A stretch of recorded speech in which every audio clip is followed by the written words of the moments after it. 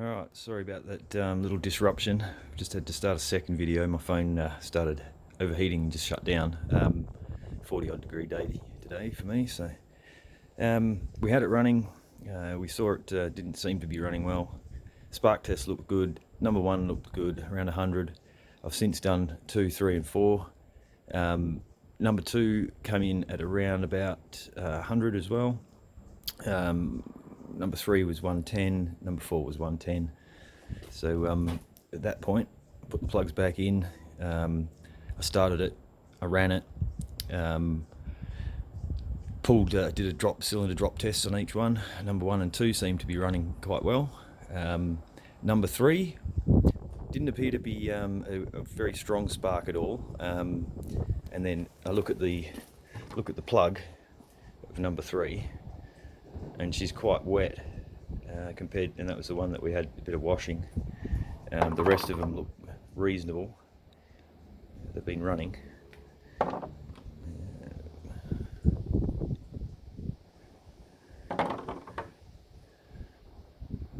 That's number 1.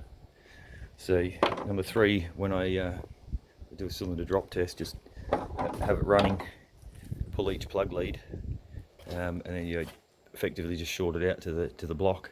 I could hear good spark on number 4, number 2, number 1, but not so much on number 3, although the spark looked reasonable on the spark tester. We may have a carby that's over fueling and just putting the spark out, but when I pull it out, try to ground it, I wasn't getting much. Interestingly, the lead for number 3 is all kinked. There's no markings like the other ones. The ones all appear to have, factory markings on them. They're a sort of thicker, stronger lead. This one's a bit thinner, and I see a spot where someone may have been doing hokey pokey. We've got at least a couple of strands, if not maybe the core coming out. Even short them together, it still didn't help a lot. So I wonder, it appears someone may have already put another coil on this. Maybe with the same issue, so maybe a fuel carby issue. Otherwise, I've got to investigate some wiring diagrams. These are a transistor coil, basically a trigger from underneath the flywheel, the stator and trigger assembly.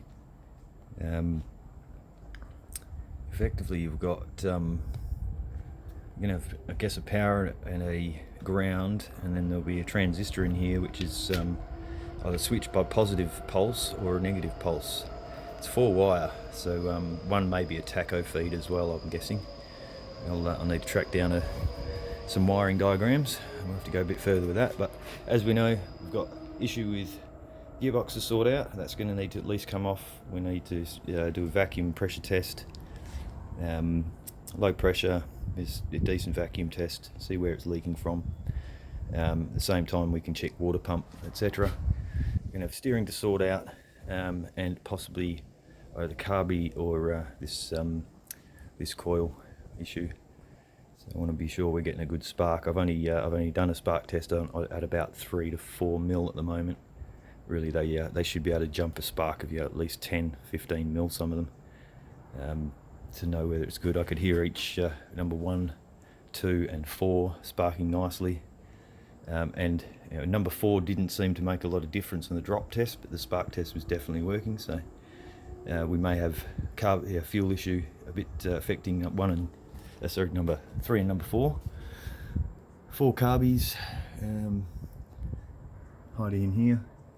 Effectively, the lower 2 might catch in any crap and sludge, or maybe don't evaporate as much and leave some old dead fuel in there. Maybe the top 2 will get fuel first. I'm not sure if they fill from the bottom up or if they go fuel line for the top down. So it appears I think it may come into the fuel pump. Out of the fuel pump, it runs to the top carby first, then the second, then the third, the fourth at the bottom. So yeah, potentially the top 2 carbies are getting fresh fuel, the bottom 2 maybe not, or maybe some crap and sludge that's settled down to the bottom 2. But yeah, first steps, I guess. Compressions look okay. It's really going to be a case of double checking we've got all the right signals for this coil and we're getting a good spark. Then I'll be looking at probably having to pull some carbies, strips and cleans. Battery's not real healthy, it's going to need a good charge. Once I can get it running a bit better, I'll make sure that we're charging properly. I may actually look at doing that as soon as we can sort out the bottom end and get some water flow. We're not getting any water from the telltale, so another not so great sign. I can't run it very long. Either potentially do further damage, or we may just have a blockage in the tube. We need to run it, just do some quick temp checks, but then speak to the customer and see where we go next. Be back shortly.